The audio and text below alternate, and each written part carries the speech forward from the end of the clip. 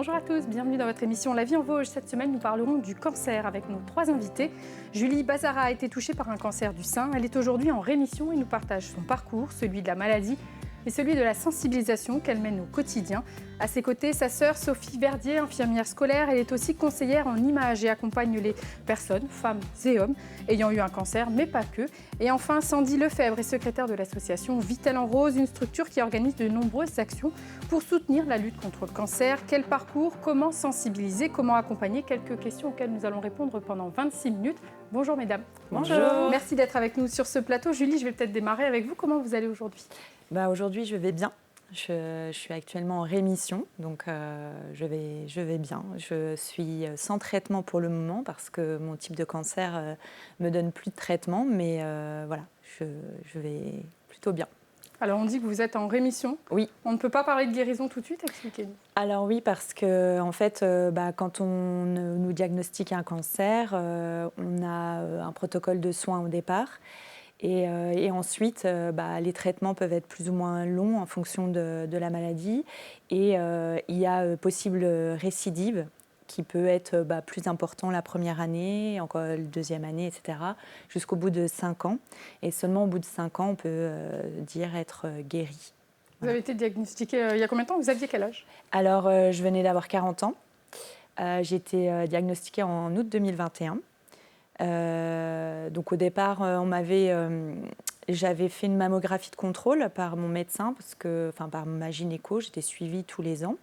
Et c'est vrai que j'avais eu 2 ans auparavant comme un petit kyste et elle m'avait proposé en fait de faire une mammographie tous les 2 ans.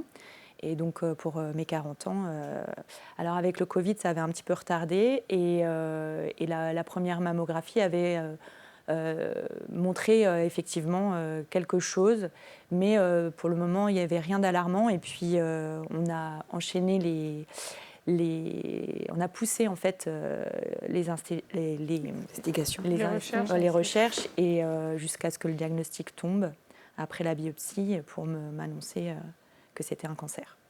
Donc les traitements, aujourd'hui vous allez bien? Oui, alors les traitements, du coup, on va dire le protocole de soins que j'ai eu, c'est d'abord une opération, ensuite de la chimio, de nouveau une opération et ensuite des rayons.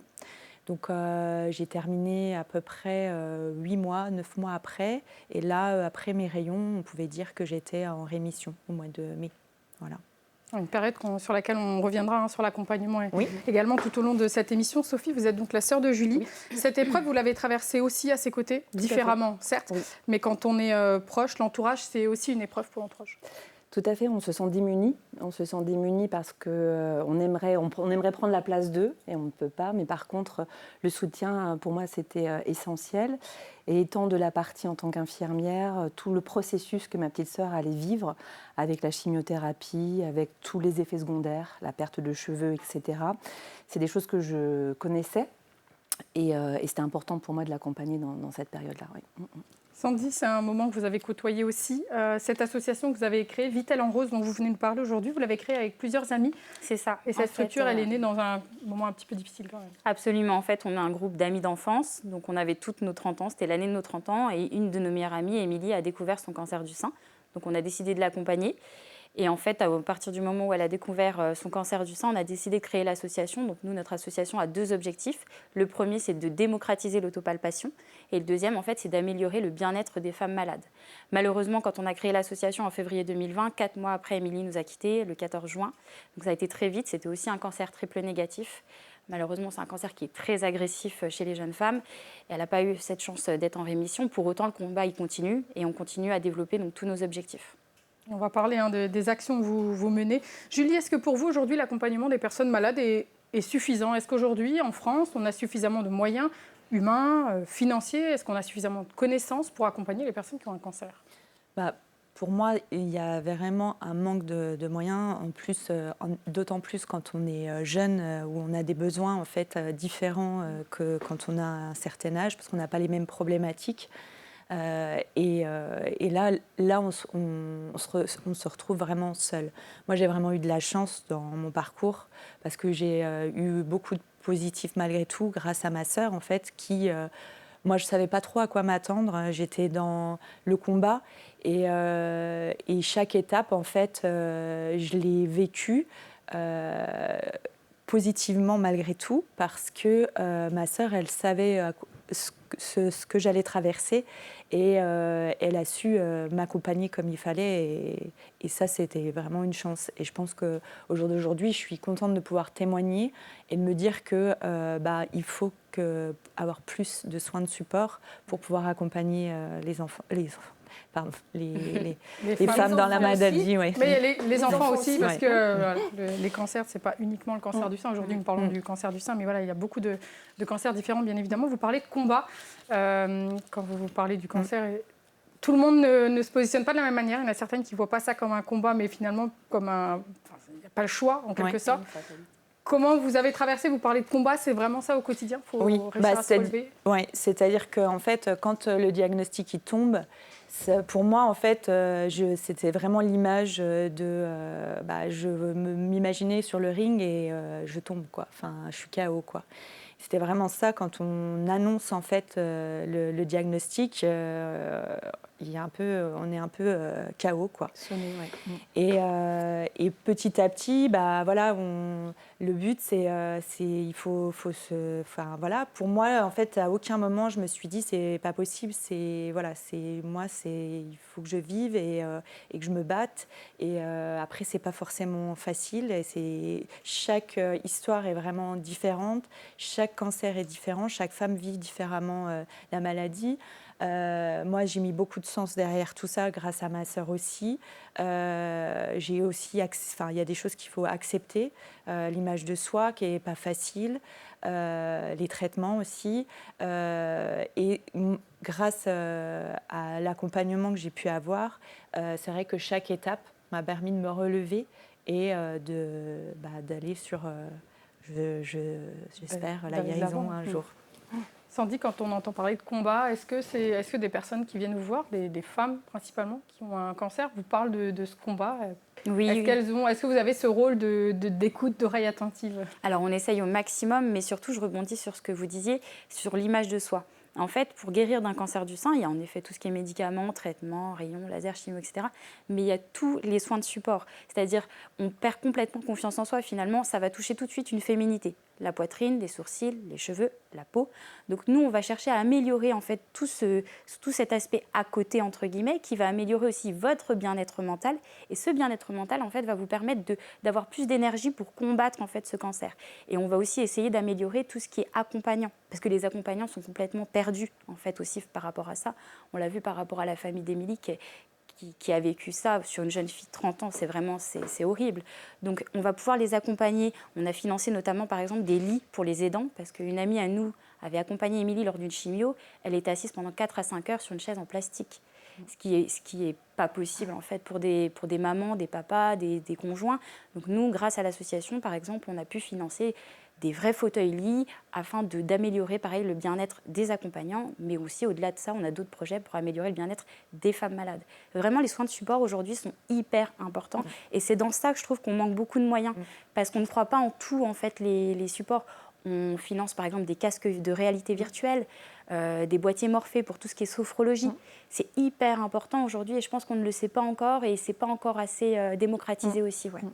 Justement, en parlant de soins de support, je vous propose qu'on regarde un reportage de la dermographie, c'est le nom du sujet. Il est signé Aurélie Colombel et Anne Didier. Au-delà de l'artistique, le tatouage fait ici partie intégrante de la thérapie.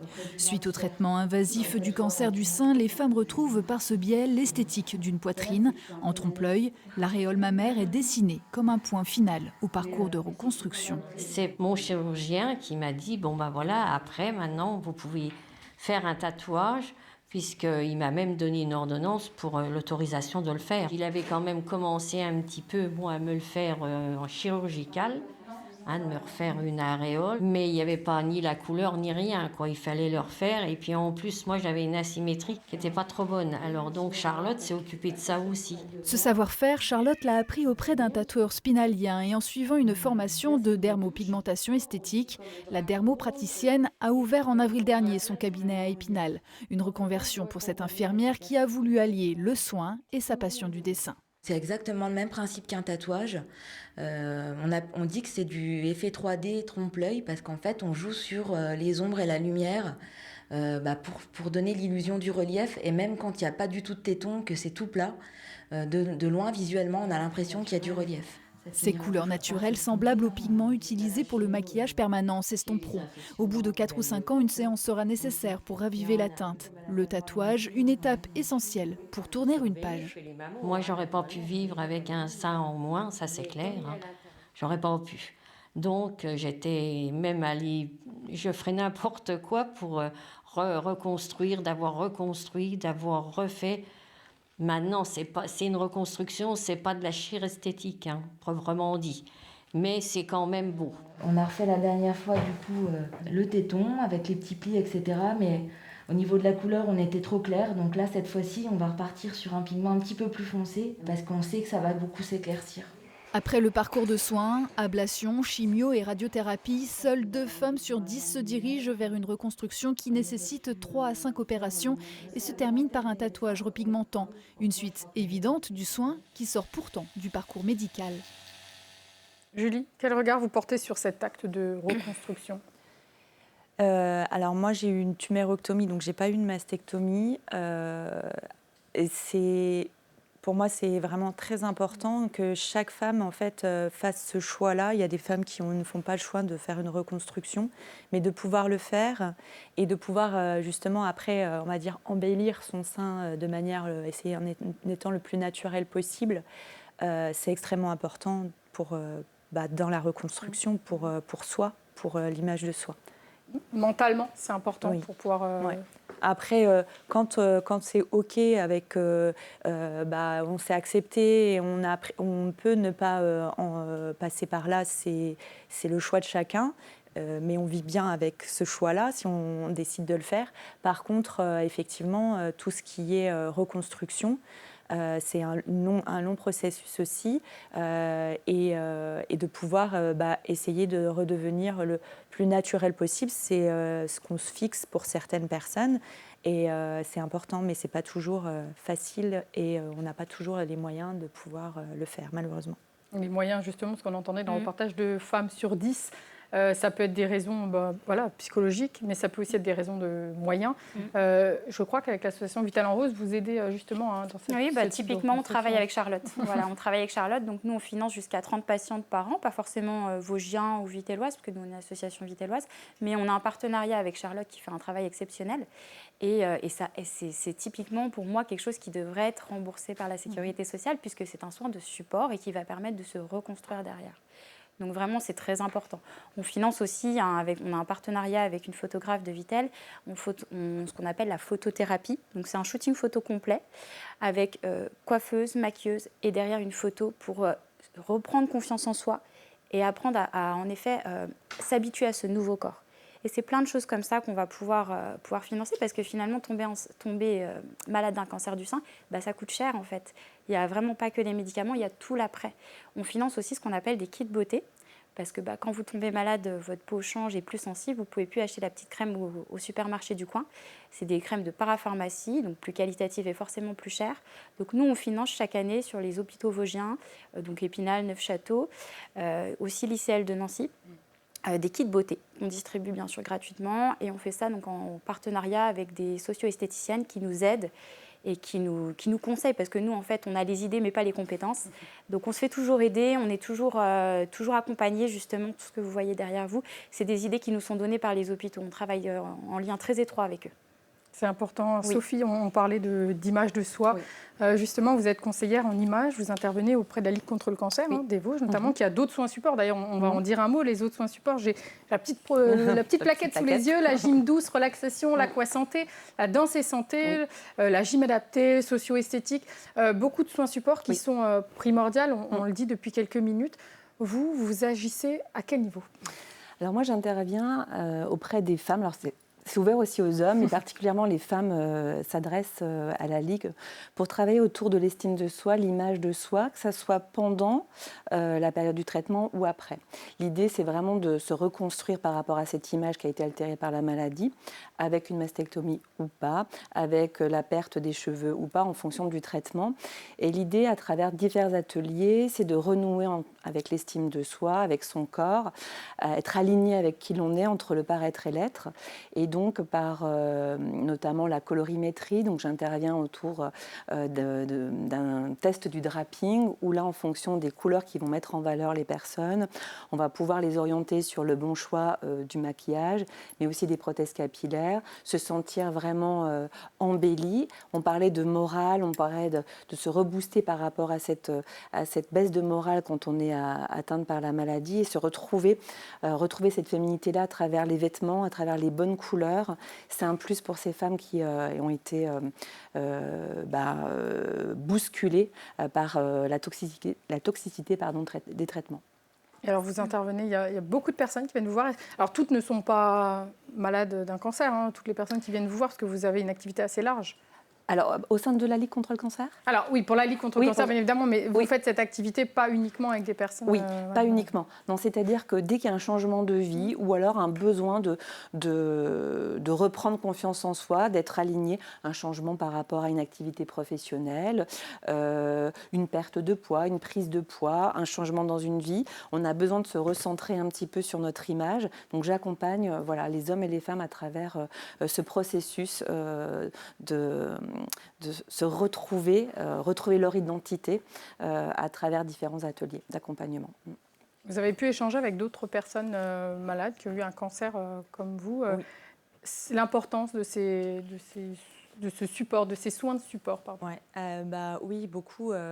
Grâce à ma sœur, elle m'a fait vivre des expériences un peu extraordinaires.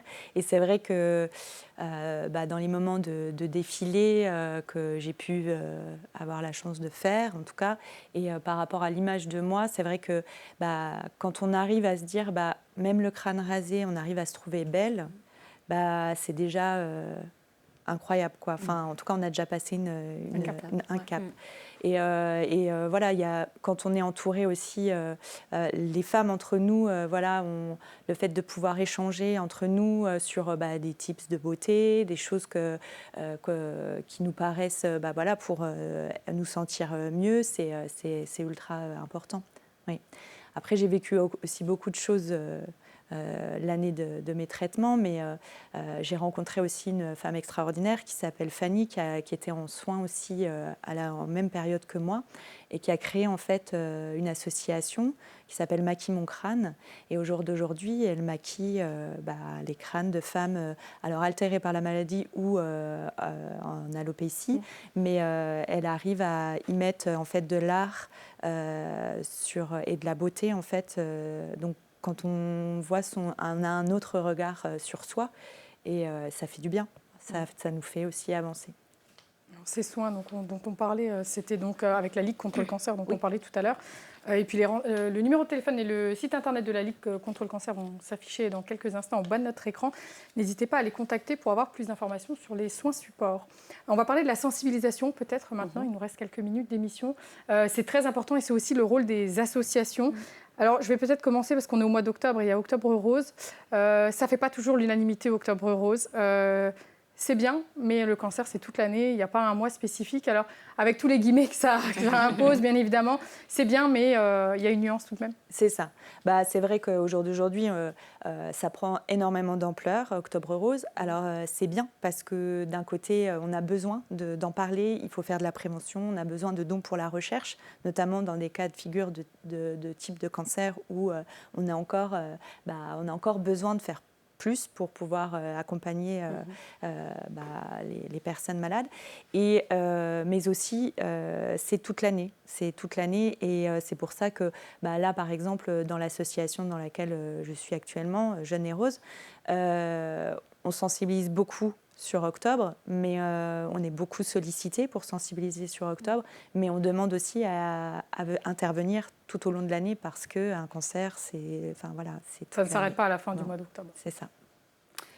Sandy, vous intervenez, vous avez des opérations toute l'année. Alors, un temps fort quand même au mois d'octobre ou pas spécialement? Alors, on a un mois d'octobre rose vraiment très, très, très chargé. Mais en effet, ça intervient toute l'année.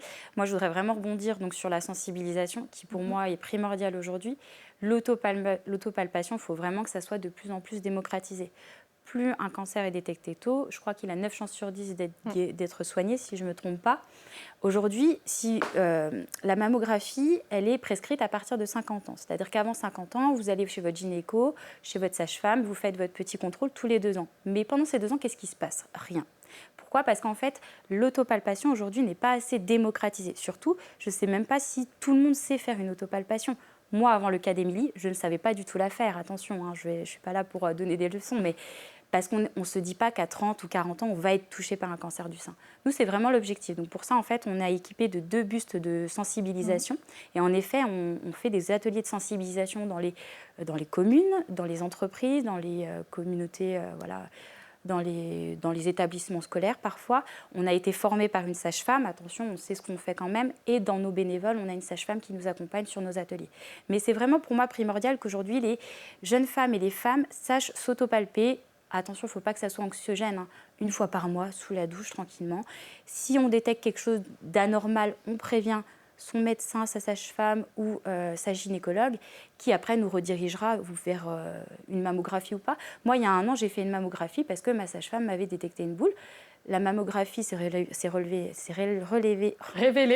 négative, excusez-moi. Pour autant, voilà.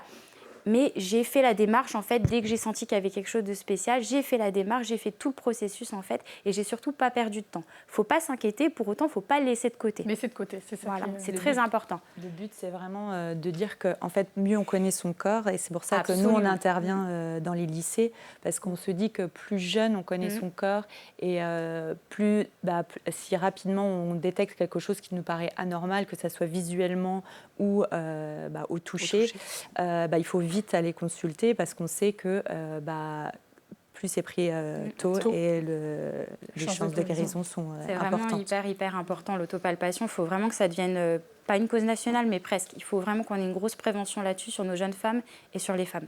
Il faut vraiment que tout le monde sache autopalper. Enfin, pour moi, nous, c'est vraiment une cause très importante pour nous. Et justement, Sophie, je crois que on a vu tout à l'heure passer des images, c'était au lycée Claude Gelée où vous êtes infirmière scolaire. Tout à fait. Et il y a cette action de sensibilisation que vous avez mise en place. Alors l'année dernière, effectivement, l'association Jeune et Rose est venue sensibiliser nos jeunes lycéens autour de l'autopalpation. C'était important pour moi et pour pour l'ensemble du lycée de pouvoir faire de la sensibilisation et de la prévention. Et cette année, nous avons fait un grand ruban avec aussi une collecte de dons qui sera reversée à la Ligue contre le cancer pour sensibiliser les plus jeunes. C'est quelque chose qui a bien fonctionné, les jeunes s'interpellent, se questionnent. On est tous plus ou moins touchés par la maladie, que ce soit une sœur, que ce soit une grand-mère, un oncle, une copine. Et ça fait écho. Et de fait, je rejoins aussi cette notion d'autopalpation. Si on apprend à connaître son corps, plus rapidement on va aux soins et plus rapidement on a des chances de guérison. Comment est perçue cette action de sensibilisation auprès des jeunes lycéennes, des jeunes lycéens peut-être? Est-ce qu'il y a cette envie d'en savoir plus? Tout à fait. Il y avait un grand engouement l'année dernière lors de l'atelier Poète-Poète qui sera réitéré du coup en mars l'année prochaine, en espérant aussi peut-être avoir l'association spécialisée aussi pour le cancer du testicule, pour nos jeunes élèves aussi, pour cette sensibilisation. En tout cas, ça a été un franc succès dans l'ensemble. Il y a aussi des jeunes qui ont été touchés parce que ça faisait écho par rapport à leur famille. Donc nous, en tant qu'infirmières aussi, on est là pour reprendre les choses et rediscuter, les accompagner au mieux. C'est important, ça Bien se fait sûr. Globalement, et qu'il faut sensibiliser Oui. dès le plus jeune âge. Oui. Alors avec parcimonie peut-être, en dessous d'un certain âge, est-ce qu'il y a vraiment un intérêt Autour de la puberté, c'est vrai que c'est important parce que du coup, c'est là où le corps change. Et si on peut essayer d'apprendre à connaître ce corps qui est justement dans cette transformation entre le monde de l'adolescence et du jeune adulte, c'est à ce moment-là que c'est important aussi de connaître ces techniques. Donc, avec l'ensemble du lycée, on pensait que la population lycéenne, c'était vraiment adapté. Après, de là le faire en primaire, je ne pense pas que ça soit forcément utile. Mais en tout cas, à l'arrivée au lycée, c'est primordial, oui, tout à fait.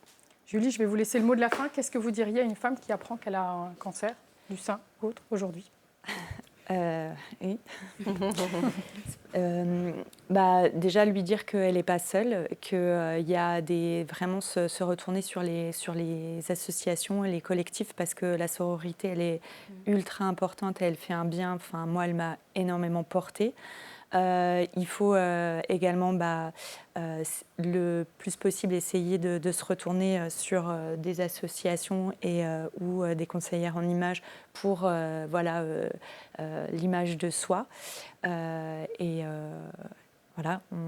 on y va. Merci, ce sera le mot de la fin. Merci à toutes les trois d'avoir été sur notre plateau. Merci à toute l'équipe pour la réalisation de cette émission. Moi, je vous donne rendez-vous la semaine prochaine et je vous souhaite une très belle semaine sur Rouge TV. À bientôt.